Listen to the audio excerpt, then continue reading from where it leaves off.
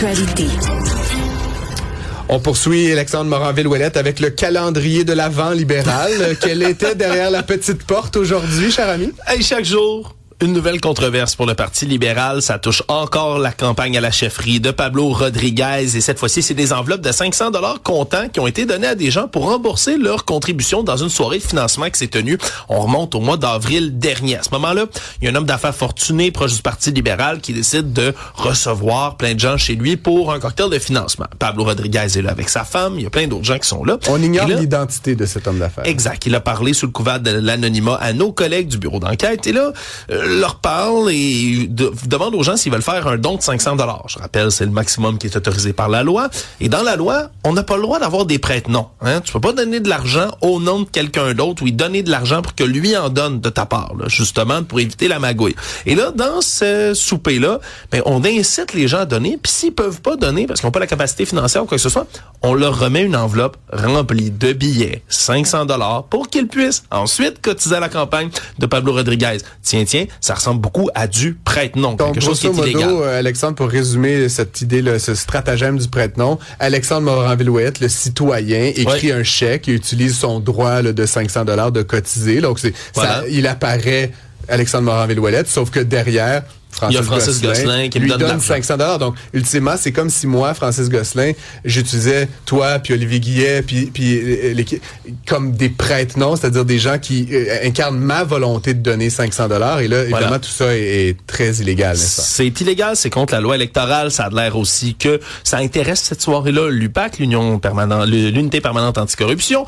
Et donc, ben là, on s'est défendu rapidement du côté de Pablo Rodriguez en disant que c'est lui-même qui va demander à l'UPAC d'enquêter là-dessus en disant qu'il n'a rien à voir, qu'il n'était pas au courant, qu'il n'a rien vu. Et on a donc vu leur réaction là-dessus.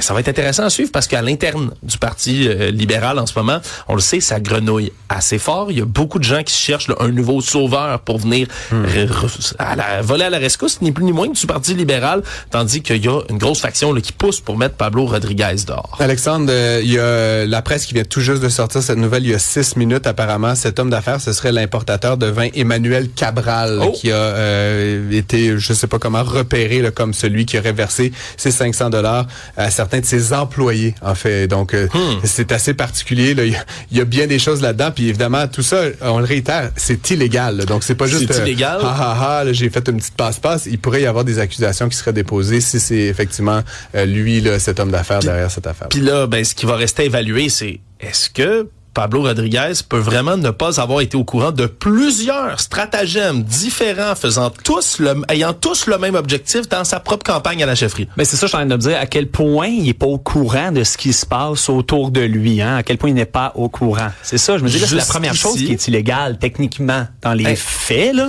Qu'on sait. Il y en a eu quelques-unes quand même là qui étaient on parlait l'autre fois, on parlait de donner des 1000 $ en remerciement aux gens qui avaient donné 500 $. Ça ressemble à un prête-nom inversé. Je vais juste vous rappeler quand même, à une certaine époque, là, on était tous un peu plus jeunes, mais il y avait un certain Gérald Tremblay là, qui était maire de Montréal. Et je veux pas faire d'analogie douteuse. C'était un homme d'ascendance libérale, pourrait-on dire. Il a été ministre de l'Industrie, c'est un libéral de carrière. Et il a ceci en commun, j'ai envie de dire, avec Pablo Rodriguez, qu'il n'avait rien vu, en fait. Jamais. Alors que la gangrène était profondément prise à l'Hôtel de Ville de Montréal, alors que c'était la corruption de bord en bord. Gérald Tremblay, lui, il n'avait rien vu.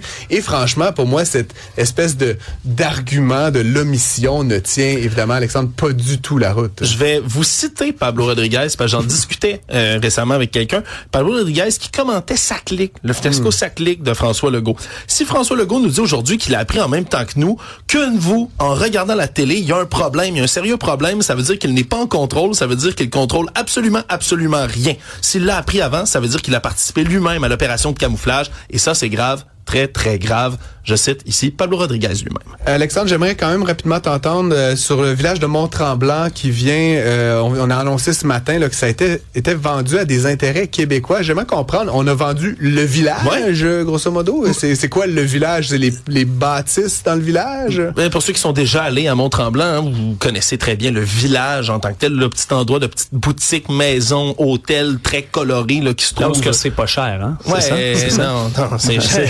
c'est très, très cher, cet endroit-là. Et ça faisait déjà 3 ans que c'était sur le marché. Parce que oui, on voulait vendre tout ce complexe-là quand même, qui regroupe, là, c'est 135 000 pieds carrés, c'est 60 boutiques, restaurants, bars, mais tout ça appartient comme tout à la même personne, ce que je vous avoue, c'est assez spécial comme concept. Là, ouais. Exactement, là. Et on ne connaît pas pour l'instant le montant de la transaction. Elle n'est pas officialisée non plus, mais ce serait l'homme d'affaires Yann Quin qui obtiendrait donc pour à peu près, grosso modo, 95 millions de dollars l'ensemble du village sur place. Donc, bonne nouvelle que ça est dans des mains québécoises. Reste à voir exactement quand est-ce que ça va être conclu officiellement, cette transaction. On en saura certainement plus dans les prochains jours. Sinon, je me tourne vers toi, Olivier. Jimmy Kimmel ne porte pas Donald Trump dans son cœur. Non, ça, on le sait déjà. Mais hier, il y a eu évidemment ces propos grossiers, voire orduriers. Là, qui revenaient sur le fameux, les fameux propos sur Truth Social de Donald Trump. On le rappelle rapidement, il a dit que la colère qu'il aurait provoquée chez les autres en raison de son immense, inflexible et incurable affliction par une maladie mentale connue sous le nom du syndrome de dérangement de Trump, parfois désigné TDS. Ça, c'est ce que Trump disait sur Renner. Donc, sa mort serait peut-être causée due à ça, ce qui a aucun bon sens. Mais là, j'aimerais qu'on l'écoute, Jimmy Kimmel, réagir. Just when you think he can't go any lower, he somehow finds a way to do that. His description of what happened, of course, is not at all what happened. And this is exactly what I was spoken about before, this rush to pin the tail on the donkey in pursuit of the Trump-friendly narrative, not to mention blaming his death on the fact that he is an outspoken liberal, insulting someone who's just been murdered, who leaves children behind without having any idea of what actually happened. It's so hateful and vile. When I first saw it, I thought it was fake. My wife showed it to me this morning. I was like, well, even for him, that seemed like too much, but... Exactement. Donc, en gros, là, puis il poursuit par la suite, là, c'était vraiment juste la mise en contexte. Il dit, ce dont nous avons besoin en ce moment, en plus du gros bon sens en matière de contrôle des armes à feu et de soins de santé mentale, donc il fait des liens avec plusieurs trucs, c'est de compassion et de leadership. Nous n'avons rien eu de cela de la part de notre président parce qu'il n'a rien de cela à offrir. Et aussi, qui dit, quand il a regardé la nouvelle le matin, il pouvait même pas en croire ses yeux. Il croyait que c'était complètement faux, que c'était fake avec sa tendre moitié. Donc, encore une fois, un autre petite guéguerre entre les deux, mais je veux dire, on va pas plus parler de ces commentaires-là, mais ça n'a toujours pas de bon sens. Et j'aimerais peut-être faire un petit suivi aussi sur Rob Renner, qui est de son fils. Il y a un film qui aurait peut-être été inspiré de son fils, qui est Nick Renner. Il s'agit de Being Charlie, qui est sorti en 2016. J'aimerais ça qu'on écoute un rapide segment du film, de l'entrevue, juste ici. Most of the movie parallel to your life, or almost all of it? No, we took from our lives, but it's a fiction. I mean, Nick can tell you because he went through all of this, and I think you took from a lot of different people, didn't you? Yeah, from my own experiences and from also seeing other people going through it, and also donc, pour mettre en contexte, Nick, son fils, présentement était en état d'arrestation pour le meurtre de son père et de sa mère. Toutefois, là, on voyait dans l'entrevue que Rob Renner tentait de modérer le fait que son film Being Charlie est inspiré de lui. Nick, qui était aussi l'acteur principal du film, mais on comprend très bien que c'est réellement ça qui s'est produit. Donc, c'était autobiographique. C'est une autobiographie. Puis là, tu tenté un peu de réduire ça, mais ultimement, ils sont vraiment basés sur ça. Puis on le sait qu'il a suivi aussi plusieurs programmes de réadaptation entre 15 et 19 ans. Donc, toxicomanie, avec ce qui a pu se produire récemment, là, ça augure vraiment mal pour la situation. Alexandre, d'ailleurs, on a su aujourd'hui que le fils de M. Reiner il y avait eu des nouvelles là, dans le dossier de son inculpation. Ouais, on a dit pour l'instant qu'il n'était pas apte à subir son procès. Là. Règle générale, quand on entend ces termes-là ici au Québec, c'est souvent parce que la personne a des problèmes de santé mentale, des problèmes là, persistants et présents à ce moment-là. Donc, il n'était pas apte tout de suite là, à subir son procès. Est-ce qu'il est dans une psychose? Est-ce qu'il y a un état mental dissocié? C'est toutes sortes de questions auxquelles on n'a pas de réponse pour l'instant, mais ça va être intéressant de suivre ça, bien sûr, là, parce qu'il n'est pas décédé, comme tu l'as dit, Olivier, d'un Trump Derangement Syndrome. Exactement. À mon humble connaissance. Ça ne provoque pas la mort, ni le fait d'être poignardé de nombreuses reprises. Et ça ne le justifie certainement pas. Messieurs, merci et on se retrouve un peu plus tard pour une nouvelle ronde d'actualité.